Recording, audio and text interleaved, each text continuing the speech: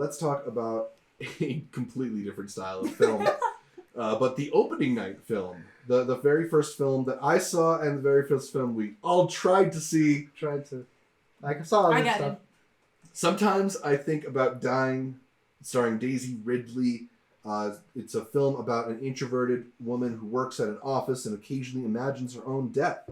However, the new guy at work sparks a different feeling within her.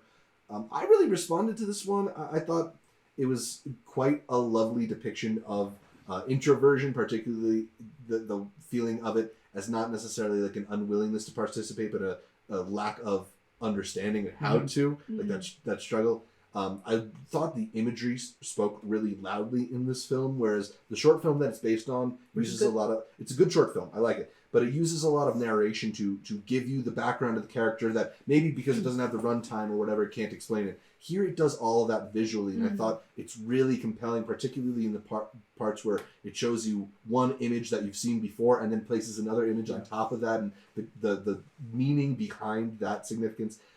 I felt this deeply as somebody who relates to the character, and I think there's going to be a lot of other people who see themselves in the character.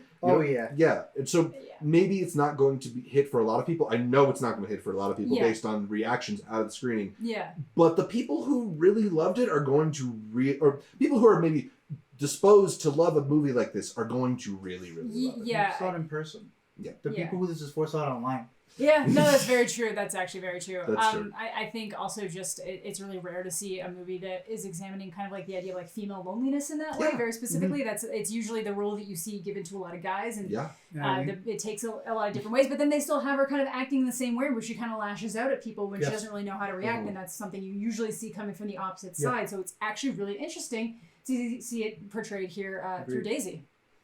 Also, shout out to the boy. The boy. Dave. Yeah. Maraji, I want to say his last name. I've known him from Rami, where he's killed it. He had some really funny sequences, especially in the last season. Standout here as a supporting actor.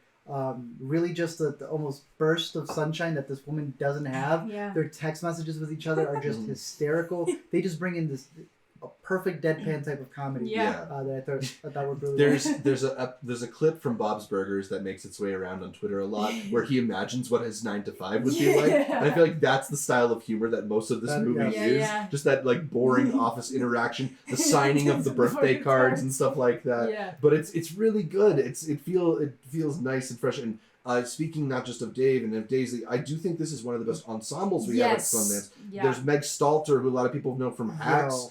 Parvesh China, who's one of those guys who I never really knew his name, but I decided after this movie I got to learn it, because whenever he shows up, I enjoy it. Yeah, he was in Mythic Quest and he killed it in that one. Absolutely. And then also someone who's in the film kind of as a bookend, Marcia DeBonis, who absolutely broke my heart out of nowhere. Yeah.